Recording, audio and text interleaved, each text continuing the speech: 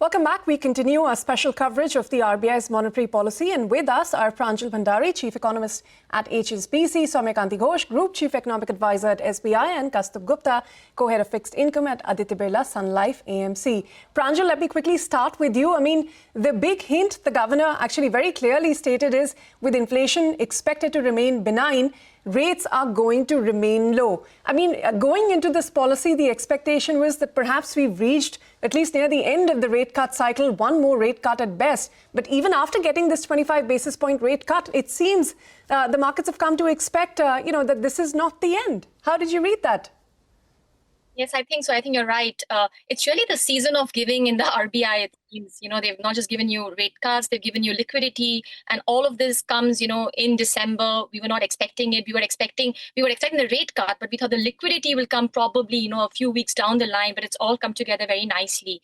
And I must say that after the press conference, my sense is that the RBI is even more dovish than it was when I just heard the government statement a couple of hours ago. And I say that because he kept emphasizing on how the underlying inflation is very low. This time there are structural drivers keeping it low.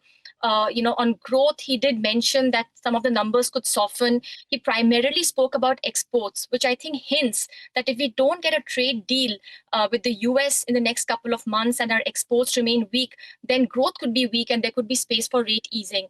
He also mentioned on rates, as you said, that it's a season of them being more lower than higher. And on liquidity, I don't know if you've got it, that, he at some point said that liquidity will probably be more than 1% of NDTL, and he wants to, keep it as flush as he possibly can at this point of time. So yes, you're right. I think all of this does suggest to me that there is space for more easing, when we get into 2026. But if you ask me for the month, I think that's harder to pin down. I would say that the probability in February will be a little lesser, because he did mention that he wants to see the transmission cycle pan out before he cuts again. But I would say that it would be live in April or in the June meeting, especially if by then we don't have a good trade deal with the US. Well, that's right. And yes, on liquidity, he did say 1% of NDTL, but he said again, RBI is not fixated on a number. The idea is to keep liquidity sufficient. At one point, he even said, keep liquidity ample. Mrs. Soumya Kanti Ghosh, what is your reading as to how much more headroom there is to cut rates, given the inflation forecast, which is at 4% all the way into the second quarter of next year? So it remains within the comfort zone, and growth, it seems, he does see some headwinds because of global uncertainties. No, I think, thank you, Ritu. I think we have been hearing about these headwinds now for a long time. That doesn't keep on coming. That seems to keep on coming, but that doesn't keep on coming. And obviously, if there is a rate cut, there is always possibility of an headwinds to GDP growth, and that has been nicely dovetailed into the policy statement. In my sense, I think the second quarter growth number, the third quarter and the fourth quarter growth numbers are also likely to be strong enough. So the RBI forecast of 7.3% is an underestimate. And also the second thing is that if you look at the inflation forecast, they're now down from 4.2% at the beginning of the year to 2% for the current fiscal. And the first quarter of next fiscal, it is down from 4.9 to 3.9. So all the forecasts have undergone significant downward revisions, but the GDP forecast, which have seen significant upward revision. So that's why the governor correctly said it's a Goldilocks period in terms of a lower inflation and a higher growth. Now, coming to the space for more rate cuts, even though the central bank has kept the options open in terms of more easing, but my sense is that if you look into the COVID time, when the rates were brought down to 5.15%, and this time the rates have been brought down to 5.25%, I think there is a similarity between that COVID time and this time. So I think rates should stay pretty close to 5.15%. So in my sense, even though the central bank has kept the doors open for possibility easing in the next year, I'm not sure whether there is any possibility of any further rate cut going forward. But if the inflation numbers surprises continue to surprise downwards, which it should, there could be space. But in my sense, I think 5.25% looks, for now, it will stay at that level for longer. So that is my sense. And the second, and the liquidity, I think the RBI has been very smart enough. I think the buy-sell swap will not only inject liquidity, but it will also support the rupee, because when you are buying dollars, this dollars will be actually used up to support the rupee in the event of any fall in the value of the rupee. So overall, it's a policy which is a cut, which was, I think, which was a very close call, but the future looks a little uncertain at this point of time in terms of. So you're of the view that we're in for a pause now. There may not be any real room for a cut unless inflation surprises, significantly on the downside. But Kaustubh, on liquidity itself, I mean, the markets, of course, wanted perhaps 2 lakh crores. What we've got is close to 1.5 lakh crores. But importantly, the governor said this is for this month. They've announced dates for this month. Is your reading, given the governor's commentary on keeping liquidity sufficient, 1% NDTL or not, is your expectation we'll see more OMOs perhaps in January and March as well? Yes, the policy has come in line with our expectation. And as far as your liquidity is concerned, please remember that this 1.5 lakh crore OMO plus FX swap is only for December. Our base case is that between Jan to March, we'll see another 1 lakh crore of OMO. In fact, for next year, our OMO expectation is of about 4 lakh crore, which means that within next 12 months, we think that about 5 lakh crore of M0 money, which is reserve money, will be added largely through OMOs by RBI to ensure that liquidity stays about 1% of NDTL throughout the year. Mr. Soumya Kanti Ghosh, just coming back to what you said about the forex swaps supporting the rupee. In the spot market, as RBI buys dollar, you don't see any near-term impact, negative impact?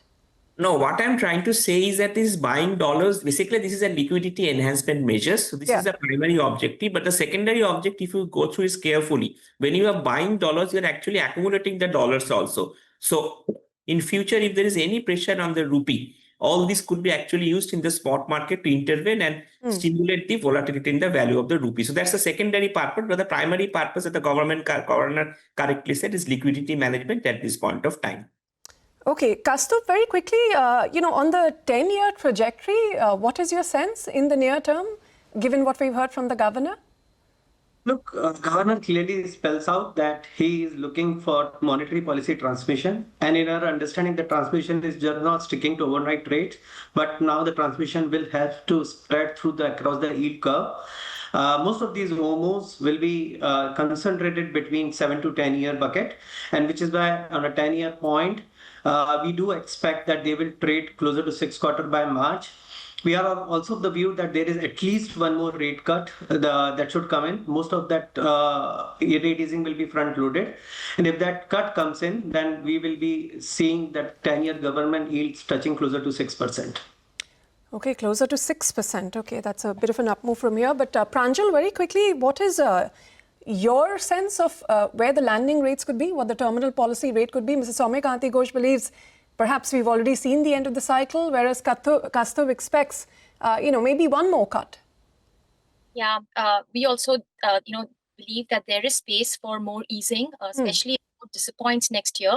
And I would say, one more 25 basis points rate cut. There are, many reasons, obviously low inflation is the big one, but there is one other reason which nobody is talking about, and that is the sanctity of the inflation targeting framework. It's a symmetric framework. Today, if inflation was higher than 6% for 6 months, we would all be calling for hikes. So if it's lower than 2% for 6 months, then, because of symmetry, the RBI should be cutting. And our sense is that inflation is going to remain quite low for a very long time. And to preserve this symmetry, the RBI has to be dovish at this point. And this will actually strengthen inflation targeting in the economy and also have more acceptance for inflation targeting. Because for a long time, everybody thought inflation targeting basically means RBI will keep raising rates. But no, it can be on the other side as well. And that is what we are seeing right now. All of this is very important because in March, we are going to relook at the inflation targeting framework. So if you build on its credibility right now, I think it's a good thing. So I think that's also playing on the minds of RBI. And that was also a primary reason for the rate cut and dovish language in today's policy meeting. But yes, we have a 25 basis points rate cut, which we think there will be space for in the next year. Our sense is that growth will slow in the March quarter because fiscal tightening will have to happen. Inflation is likely to remain low for a longish period. Fiscal policy will remain tight because there is fiscal intolerance around the world. Countries who are being indisciplined are being punished with very high borrowing costs. And therefore, because the fiscal is tight, monetary policy will have to do the heavy lifting in case growth slows. So on the back of that, we see more space for easing in 2026. Sonal, Pranjal, what is your number for, the current and the next year's GDP growth? RBI has revised it several times now, still at about 7.3. Some in the markets were penciling in something as high as 7.4, 7.5. What's your number for both this year and the next? For this year, FY26, our GDP forecast is 7.7%. It's higher than what markets are talking about. But we also note that there are some deflator issues. And if we clean up for that, the real growth on the ground, the actual growth on the ground is about 1 percentage points lower. It's about 6.7%. So that's FY26. FY27, we have growth at about 6.5%. Okay, Mrs. Soumya Kanti Ghosh, what is your own estimate as far as growth is concerned?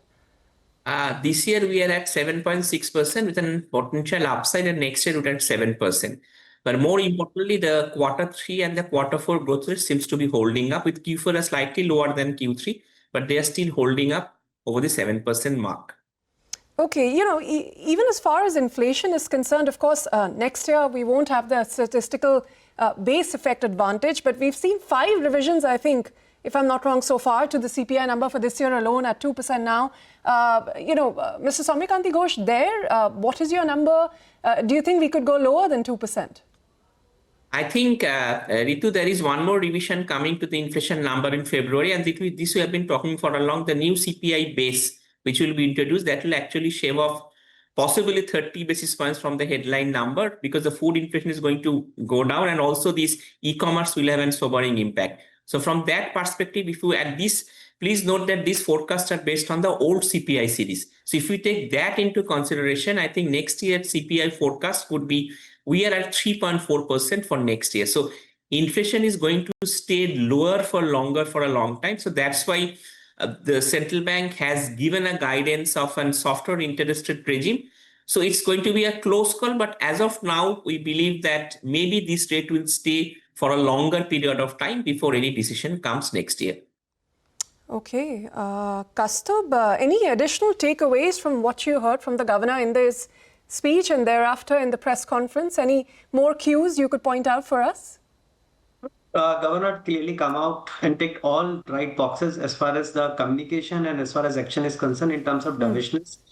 And in our view, practically there are 3 things that need to be pointed for. First, in India, central banker is an inflation target central banker. So they need to look or give more weightage to inflation compared to the other matrices, which is growth and external stability. Growth in our estimates will have some downside, at least for next year, than what RBI is anticipating for. Third thing is, of course, most of the policymakers and analysts on the street, they think that 2013 is our seed for policy making. But unlike 2013, this time the real pain on external front is coming from capital flows. And capital flows, they chase growth, which means that if we have to stabilize our external front, we need to prop up our nominal growth. With a limited space on fiscal, monetary policy has to do most of the heavy lifting, which is why we are of the view that there is a space for more rate cuts. In fact, in today's policies, for the first time, I think RBI also put emphasis on that real rates are too high and they need to be brought down. So most of the action now will shift to monetary policy as far as policy stimulus for pushing the growth is concerned, and which is why we will see very aggressive RBI than what we have experienced in last 6 months on monetary policy front. Pranjal, very quickly, did you get any sense of whether RBI seems to indicate it is comfortable at the current rupee levels? I mean, I think many journalists did try to ask him about, what kind of volatility the RBI would be tolerable of. But all we got is that the forex position is comfortable. We have 11 months of export cover, and the repeated dialogue of coming in only to curb volatility, not targeting any level. What is the sense you got, Pranjal? Yes, I agree with you that, there was not too many takeaways on the rupee front. They said what they've always been saying, that the RBI tries to curb volatility but does not impact the direction of the currency. But overall, what's been happening over the last week or so, my general sense is that the RBI is now ensuring that, rupee plays its role of being the primary shock absorber at a time when India has been, slapped with this 50% tariff by the US. I think it works perfectly. The tariff reduces the competitiveness of our exports. A weaker rupee enhances that back. And I think that is a great shock absorber that we have at this point of time. In fact, if you were to just plot this real effective exchange rate of India, say for the last 10 years or so, you will always find that it mean reverts, which basically means that left to its own, the rupee can actually be a good shock absorber. If it has to depreciate, it depreciates, then it increases your competitiveness, your exports rise, and over time your rear actually rises back up. So it's letting the market forces work at this point of time when we've been given this exogenous shock of the tariffs. So I think it is very clear by their actions in the last couple of days that they want the rupee to find its own value at this point. All right, Pranjal, gentlemen, do hold on. Welcome back to our special coverage of the monetary policy. The governor's press conference has just ended, and it has, in my view, added some color to what the statement said. The statement gave the indication of extreme dovishness because the governor reiterated several times that inflation is benign. But in the policy answers to our questions whether there is space to support growth, he was less forthcoming, seemed to say that he would be data dependent. On the issue of liquidity, however, he was extremely emphatic. And while he didn't stick to that 1% of NDTL will be kept as liquidity, he said they will go the whole hog to ensure that there is rate transmission. So chances are this is the OMO announcement is only for this month, and more will be done. Seemed very open to liquidity, and on rates, he didn't give us much more than what the statement gave. That's all I have by way of key takeaways, which anyway is available to everyone who heard the press conference. We still have Kaustubh and Pranjal with us. Pranjal, really, last two set of questions. I know Ritu has asked you everything. Kaustubh, let me come to you. What is the bond market finally made of... I'm sorry, I believe Kaustubh is not able to hear us. Pranjal, what have you made of the governor's statement? Is there one more rate cut, and where would you place it? What was the key takeaway from the press? Yeah, thanks, Lata. I think there is space for more easing if growth needs that easing. And I think that came out very clearly, especially in the press conference, where he kept reiterating why inflation is likely to remain low for long. There are more structural reasons why inflation has fallen this time around. He also spoke about growth, and he got a little bit into sectors. He basically said that many of the exporting sectors have started to hurt. And I think in a way, this suggests to me that if we don't have a US-India trade deal soon, and these exporting sectors continue to struggle, then we may see some rate cut, as a growth booster. And then, of course, he mentioned very clearly that in this particular season, the odds are more for lower rates than for higher rates. And then what you said on liquidity, that he said that, look, even now, liquidity is likely to be more like 1.25% of NDTL, and he will hope to give ample liquidity. So all of this, makes me believe that this is a season of giving in RBI. RBI wants to remain dovish and accommodative as much as is needed by the real economy. And then when I turn to real economy, my sense is that GDP growth is going to slow in the March quarter because of fiscal tightness, because the GST boost would have run out to some extent, and also because some of the exports will start hurting GDP growth. So all of this means that they could cut next time. I don't think it'll happen in February, because he himself said that they'll wait for the transmission cycle to play out. But I would keep the option open for April or for June. Okay. All right. Well, that's about all I had. Ritu, any more questions from your end? I think what we're all waiting for is the next cues. And our panel, Mrs. Soumya Kanti Ghosh, was of the view that there'll be no further rate cuts, whereas Pranjal and Kaustubh, of course, are expecting some further softening. So that wraps up our coverage of this special monetary policy discussion. Lata, if any final takeaways from the press conference that you'd like to add? Well, I think on the currency front, they were very clear they have not changed their stance. I thought that was, it was emphatic that the Reserve Bank doesn't look at any level or range, and they are only there to remove any abnormal or excessive volatility. They also, of course, agreed that our external sector is at the moment very healthy. He's not worried about that 1.3% current account deficit, which he thinks is very nominal. And I think they are on the expectation that capital flows will come when they come. The point is they think the external fundamentals are good and that their policy towards the currency has not changed at all. That I think was a very big takeaway, because we were all, every one of us, asking questions on the currency, but nothing has changed. Status quo was the word from the Reserve Bank as far as the currency policy was concerned. I thought that's the only thing you haven't covered. The rest you all have covered, Ritu. The takeaway on liquidity, that they stand ready to give liquidity. And therefore they don't want to commit themselves to 1% or something. And therefore more OMOs will come as and when warranted in the next quarter as well. But I think that's what your guests also spoke about. Absolutely, and we'll leave it at that. Lata, thanks very much for joining in from the Reserve Bank of India. We have to take a short break. Before we go, just a quick update again. If you could pull up the, the Indigo news that has come in Interglobe Aviation, that airlines can leave use in place of weekly rest to stabilize crew rosters. The stock reacting on the back of that. We've seen a bit of a spike coming in the last few minutes as that news came in. On that note, we're going to slip into a short break. Don't go anywhere. We'll continue our markets coverage when we return.